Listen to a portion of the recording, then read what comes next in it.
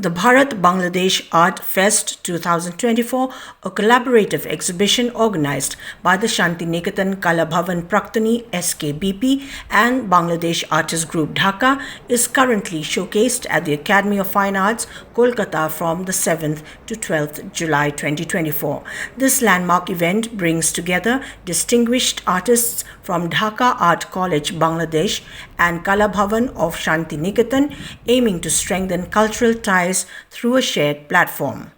Dr. Janak Jhankar Nazari, president of the SKBP and a renowned sculptor, emphasized the festival's goal to explore artistic similarities and differences in content and style.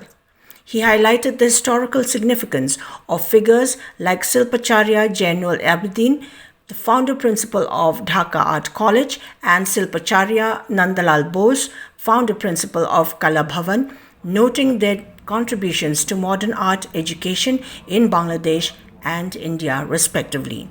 Dr. Nazari expressed excitement about Kolkata art enthusiasts experiencing diverse artworks from both nations and extended congratulations to all participating artists for their contributions to this collaborative event.